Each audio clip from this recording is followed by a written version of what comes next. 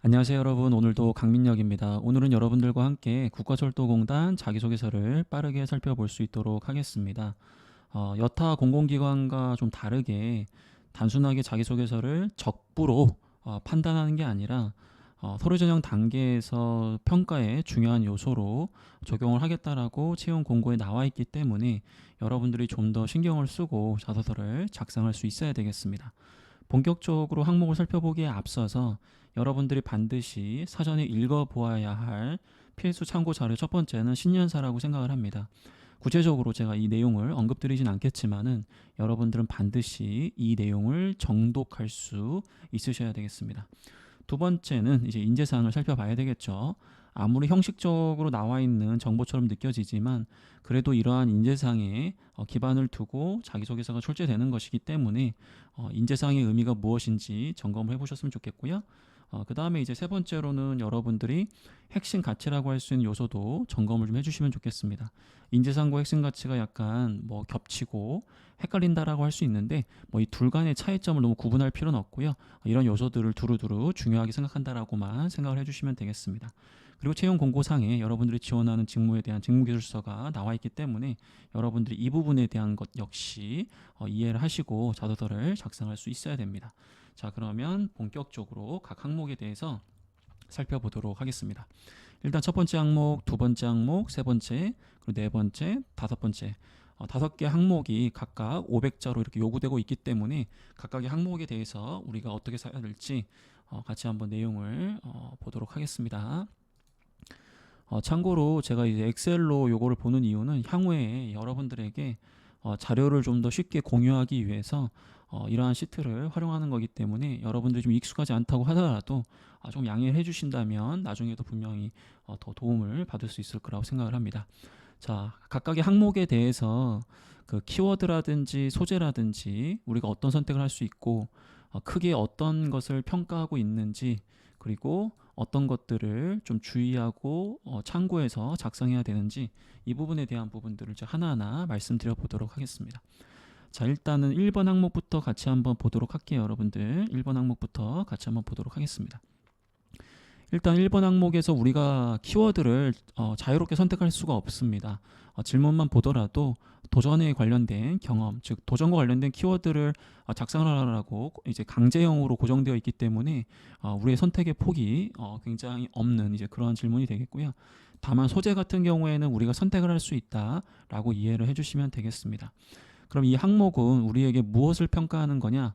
가장 대분류 관점으로 봤을 때 4대 평가 요소, 말 그대로 직무 수행 능력, 직업 기초 능력, 로얄티, 인성 이 네 가지 중에서 이 항목은 크게 이제 인성을 평가한다라고 이해해 주시면 좋을 것 같고요.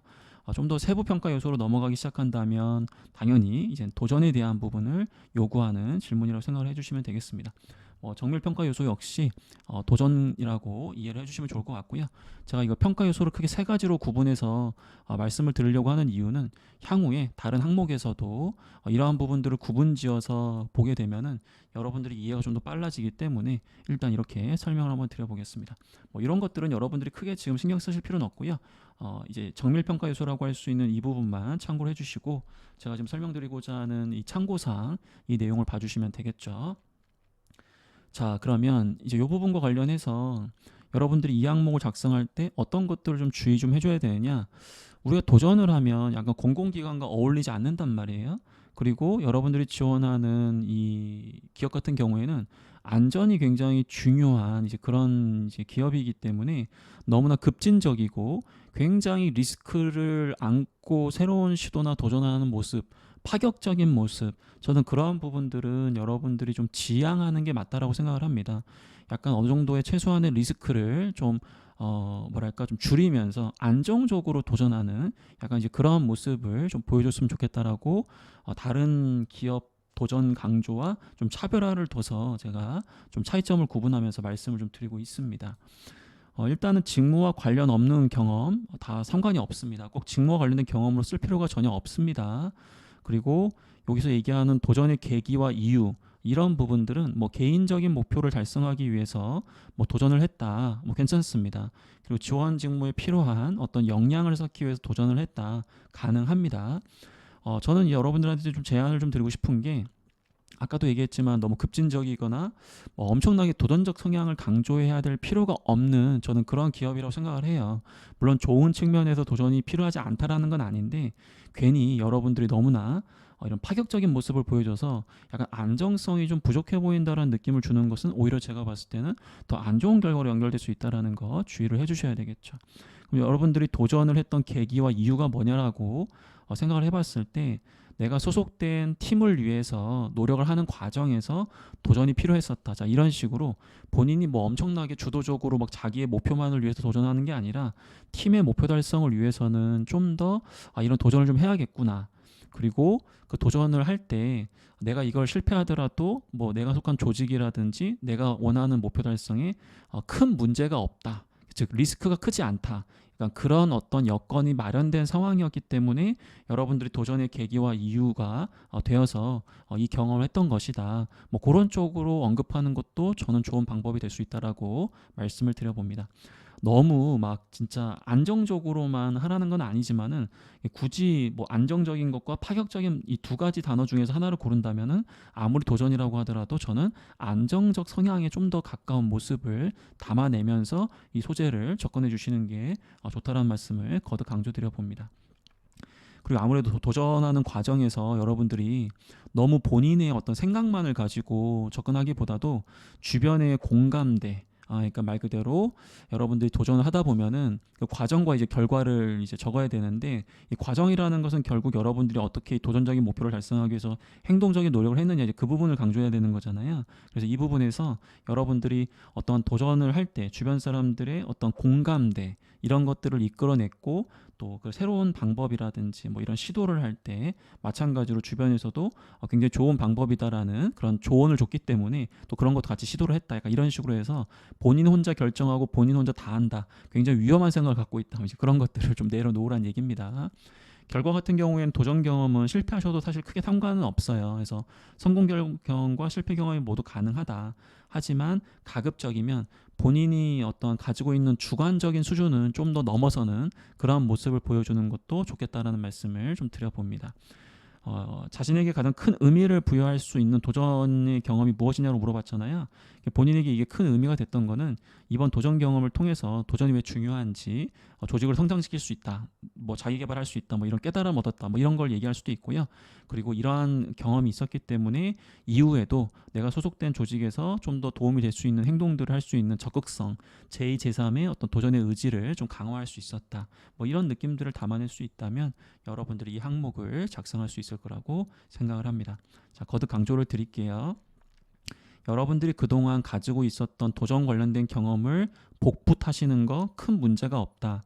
다만 너무 지나치게 파격적이고 지나치게 급진적인 그러한 모습은 그래도 지양하는 것이 좋다 정도로 이해를 해주시면 되겠습니다.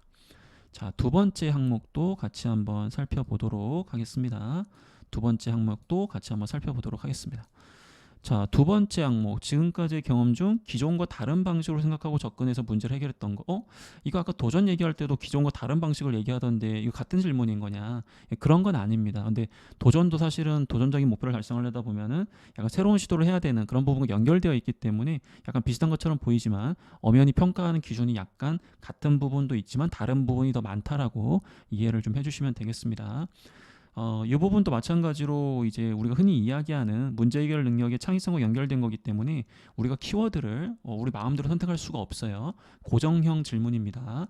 하지만 역시나 소재는 우리가 선택할 수 있는 그런 질문이 되겠습니다. 자, 이건 뭘 평가하는 거냐? 직업기초 능력이라고 이해해 주시면 되겠죠. 그 중에서도 이제 문제 해결 능력이라고 판단을 해 보시고요. 세부적으로는 우리가 이제 창의성, 특히 이 기업의 인재상 중에서 융합인이라는 키워드가 있는데 굉장히 복잡해요. 뭐 복합적 사고라든지 뭐 기타 여러 가지 새로운 접근 뭐 등등등 해서 추상적으로 개념이 나와 있기 때문에 여러분들이 너무 그 창의성 외에 이 기업의 인재상이라고 할 수 있는 융합인이라는 그러한 키워드를 너무 염두에 둘 필요는 없다라고 저는 말씀을 좀 드려봅니다. 자, 그럼 어떻게 작성할 거냐? 마찬가지로 직무와 관련된 경험만 써야 되는 건 아닙니다. 그러니까 직무와 관련 없는 경험을 쓰더라도 전혀 상관이 없는 그런 질문이기 때문에 여러분들 너무 제한된 소재만을 가지고 자소서를 작성할 필요는 없습니다. 그리고 성과 같은 경우에도 뭐 엄청난 성과가 아니어도 괜찮아요. 단 1%라고 하더라도 기존 대비해서 조금이라도 개선이 되었다라고 한다면 그 경험을 여러분들이 활용하실 수 있고요.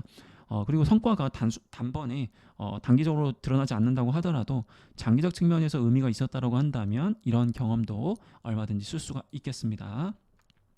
자, 기존과 다른 방식으로 생각해서 그리고 다른 방식으로 접근했다. 자, 이게 어떤 개념이냐? 일단 첫 번째 접근은 우리가 보통 창의성 강조할 때 선제적 문제 도출이라는 개념이 있는데 이런 부분들을 여러분들이 이해하시는 데 도움이 될 것 같아요. 즉 남들이 봤을 때는 문제가 아니라고 생각을 했지만 본인이 봤을 때는 이게 왠지 향후에 우리 조직에 문제가 될 것 같다. 즉 문제라고 인식을 하는 그런 것 자체가 다른 방식, 다른 생각, 다른 접근인 거거든요. 즉 아이디어가 차별화되는 것은 아니지만은 주변에 있는 사람은 문제라고 인식하지 않지만 내가 봤을 때는 향후에 우리 조직에 문제가 있을 수 있기 때문에 이것은 문제다라고 인식하는 노력 자체가 새로운 접근이라고 이야기할 수 있겠죠. 그 다음에 원인 분석을 잘하는 게 굉장히 좀 중요하다라는 이야기를 저는 항상 강조를 하고 있습니다. 남들은 이 상황에서 문제점이 A라고 보는 거예요. 왜냐하면 표면적으로 봤을 때는 문제점이 A가 맞거든.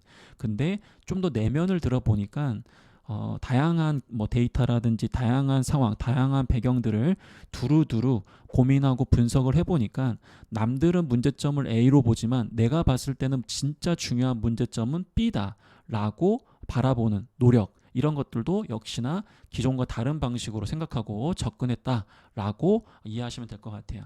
여러분들은 대부분 아이디어 자체가 굉장히 다른 방식이었다라고만 생각을 하시는데 이렇게 선제적으로 문제를 도출하는 노력이라든지 원인 분석하는 과정에서 남들과 다른 문제점을 도출해서 좀 더 근본적인 문제점을 해결하는 그러한 모습의 어떤 접근 방식이 굉장히 창의성을 강조하는 데 유효한 방법일 수 있다는 걸 여러분들한테 말씀을 드려봅니다. 기존과 다른 방식의 근거와 실행 방법을 포함시키라고 했잖아요. 기존과 다른 방식의 근거는 뭐겠어요? 남들은 문제라고 생각하지 않았지만 내가 봤을 때 문제다. 그러면 이제 말 그대로 이게 다른 방식이 되는 거죠. 그 다음에 다른 사람들은 A가 문제점이었기 때문에 이러이러한 아이디어를 실행했었는데 나는 더 중요한 문제점이 말 그대로 B였기 때문에 이 B를 해결하기 위한 어떤 아이디어를 이러한 실행 과정을 통해서 행동으로 옮겼다라고 한다면 그게 결국 기존과 다른 방식의 근거로서 좀 논리가 연결이 되는 이제 그런 내용이라고 이해를 좀 해주시면 되겠습니다. 그 새로운 접근에 대한 주변의 공감대를 형성해라. 이건 어쩔 수가 없는 것 같아요. 공공기관이기 때문에 더더욱더 여러분들이 혼자만의 생각으로 뭔가를 자꾸 하기보다도 본인이 혼자서 먼저 생각을 하더라도 항상 주변의 어떤 조언을 얻어가는 과정을 통해서 아이디어를 현실적으로 좀 발전시켜 나가는 그런 모습을 보여주는 것도 굉장히 좋은 방법일 수 있습니다. 간단하게 이야기를 하려고 했는데 얘기하다 보니까 점점 길어지고 있는데 여러분들이 그래도 제가 이렇게 얘기하는 부분들을 바탕으로 좀 더 사고의 폭을 넓힐 수 있을 거라고 생각을 합니다. 그 다음에 세 번째부터 좀 빠르게 좀 볼 텐데 자 여러분들 요거 한번 보시면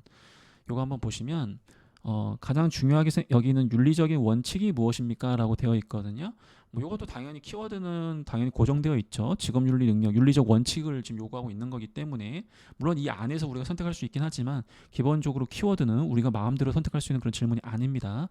역시나 소재는 우리가 그래도 정할 수 있다라고 이해를 해주시면 좋을 것 같아요.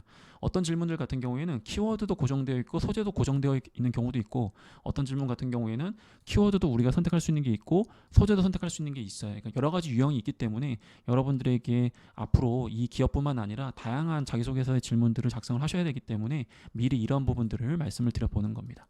이 항목은 역시나 지역기초 능력, 세부평가 요소로는 이제 직업윤리 능력 안에서도 근면, 정직, 성실 등등등 이런 여러 가지 키워드들 중에서 여러분들이 선택이 가능하세요. 이 질문 같은 경우에는 이 직업윤리 능력이라는 세부평가 요소 내에서 여러분들이 한 가지의 정밀한 하나의 키워드를 선택할 수 있다. 근면이 될 수도 있고 정직이 될 수도 있고 성실이 될 수도 있고 봉사가 될 수도 있다라는 겁니다. 그 다음에 청렴 이런 게 될 수도 있겠죠. 자, 스스로 정의 내리라는 게 무슨 뜻이냐면은 그냥 워딩 그대로 일반적인 사전적인 의미를 가져오라는 게 아니라 내가 생각했을 때 정직은 이런 것이라고 생각을 합니다. 그 이유가 과거의 어떤 경험을 통해서 이런 게 정말 중요한 정직이라는 걸 깨달았기 때문입니다. 이렇게 얘기하라는 거거든요. 한마디로 이야기하면 교과서적인 이야기를 하라는 게 아니라 이 직업윤리만큼은 본인이 정말 깨닫고 본인이 정말 중요하게 생각하는 그러한 부분을 담아냈으면 좋겠다라고 해서 이 질문을 준 겁니다.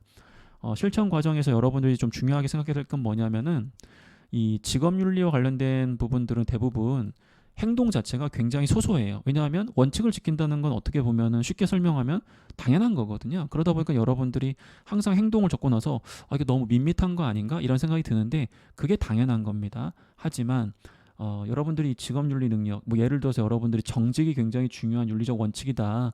그 이유는 뭐 이러이러한 것이기 때문이다. 과거에 어떤 경험에서 내가 이러한 좀 어려운 상황, 그리고 유혹이 있었던 상황이었지만 내가 이러이러한 정직을 좀 실천했다. 그 이유가 정직을 실천하는 게 왜 중요하다고 생각했기 때문이다. 이런 식으로 내가 왜 그 정직을 실천했는지, 그 행동으로 옮겼는지, 그 이유, 그거를 본인의 생각으로 좀 더 구체적으로 담아냈으면 좋겠습니다. 그리고 그 정직을 보통은 이 정도만 해도 되는데 아무래도 우리는 좀 더 본인의 윤리적 원칙을 좀 더 강조하는 것이기 때문에 그 정직한 행동을 더욱더 우리가 구체적으로 더욱더 철저하게 실행으로 옮겼다. 그런 식으로 여러분들이 이해해 주시면 더 좋겠죠. 그 다음에 다음 항목도 마찬가지로 어떻게 보면 직업윤리 능력과 좀 연관된 부분이 나오거든요. 이것도 이제 고정. 이거는 이제 소재 자체도 굉장히 고정되어 있어요. 왜냐하면 우리 지원자가 누군가를 배려해준 경험이 있느냐 이렇게만 나왔으면 소재를 우리가 선택할 수 있었는데 여기 보니까 사회적 약자라고 말 그대로 상황 자체가 주어진 거거든요. 이럴 때는 우리가 소재를 선택하기가 좀 어렵다. 그래서 사회적 약자를 배려했던 상황 자체도 굉장히 고정된 상황이기 때문에 약간 강제형 질문에 해당되는 부분입니다. 자, 요거는 제가 봤을 때는 공동체 윤리라고 할 수 있는 봉사 정신에 좀 더 가까운 부분이거든요. 그래서 사회적 약자라고 한다라는 것은 여기 나와 있는 것처럼 어려움을 겪는 대상이 되겠죠. 정식 봉사 활동을 하시는 것도 너무 좋고요. 봉사 활동이 아니라고 하더라도 여러분들이 평상시에 사회생활을 하면서 주변 약자를 좀 배려해주고 도움 주는 거 얼마든지 가능합니다. 뭐 물론 우리가 흔히 얘기하는 버스에서 그 사회적 약자에게 자리를 막 양보했다 뭐 이런 게 안 되는 건 아닌데 너무 한순간에 끝나는 이제 그러한 부분보다도 좀 지속적으로 계속해서 좀 이렇게 좀 배려할 수 있거나 아니면 단 한 번이라고 하더라도 그 배려를 위해서는 약간의 어떤 희생이 따라주는 약간 그런 부분들을 강조하는 게 더 도움이 되겠죠. 이러한 부분들을 좀 중요시 여기는 이유는 뭐냐면은 어쨌든 공공기관은 공익을 달성해야 된다는 관점에서 우리가 흔히 이야기하는 이제 봉사활동이라든지 이런 봉사 정신이 굉장히 중요하거든요. 그렇기 때문에 여러분들이 꼭 고객한테 얘기하는 게 아니라고 하더라도 그 팀 구성원 중에서도 여러분이 생각했을 때 좀 사회적 약자가 있었다면 좀 배려해주고 팀워크를 발휘하는 뭐 그런 부분들도 얼마든지 가능한 또 그런 경험이 되겠습니다. 본인이 이제 사회적 약자를 배려하거나 도움을 준 경험을 기술하라고 했는데 계기가 무엇이냐, 이후 달라진 점은 무엇이냐 해서 사실은 두 가지 경험을 쓰라는 거거든요. 자, 어떠한 상황에서 내가 사회적 약자를 도와줬다, 혹은 그래서 뭐 나의 어떤 성취감 그리고 뭐 사회 시민으로서의 어떤 뿌듯함을 느꼈다, 혹은 나도 어떤 성장한다라는 그런 배움이 있었다. 그렇기 때문에 나는 이후부터 작은 이러한 상황 혹은 굉장히 조금 뭐 엄청나게 뭐 거창한 성과는 아니지만은 유사한 상황에서 항상 이런 사회적 약자를 배려하기 위해서 관심을 갖고 노력하고 있다. 이런 것들이 입사 후에도 어떻게 연결될 것이다. 뭐 이런 관점으로 써준다면 충분히 여러분들의 작성을 잘할 수 있는 부분이 되겠습니다. 자, 마지막 항목이 어떻게 보면 굉장히 중요한 항목이라고 저는 생각을 합니다. 5개 항목 중에서 가장 중요한 항목이 몇 번인가요? 라고 한다면 당연히 저는 이 항목이 가장 중요하다라고 얘기를 좀 드릴 수 있을 것 같아요. 요거는 당연히 키워드가 굉장히 고정되어 있는 거, 직무 수행 능력을 물어보는 거기 때문에, 하지만 소재는 좀 선택을 할 수가 있는 이제 그런 부분인데, 자, 요거는 이제 직무 관련 지식 스킬 경험 중에서도 저는 직무 관련된 경험을 중심으로 작성할 수 있어야 되는 부분이라고 보여집니다. 일단은 인재상 중에서 전문인이 되어 있거든요. 자기 분야의 최고가 되기 위해서 노력을 해라, 약간 이런 분야인데, 여러분들이 지금 직무기술서를 열람해 보시면은 여러분들이 지원하는 직무에서 필요한 지식과 기술 그리고 유사 역할 뭐 이런 것들이 있을 거예요. 자, 그런 부분들과 관련해서 여러분들이 과거에 어떠한 학습 경로 등을 통해서 어떠한 직무기술서에 나와 있는 지식을 좀 학습을 했고, 또 그러한 지식이 실제 현장에서 어떻게 적용되는지 좀 궁금하고, 본인의 어떤 역량을 개발하기 위해서 또 유사한 역할을 수행하면서 또 그러한 지식도 좀 적용했고 어떠한 나의 역량을 좀 보완하고 있다, 이런 식으로 써주는 게 저는 가장 좋다라고 생각을 합니다. 여러분들이 신입이기 때문에 경력 직접은 아니잖아요.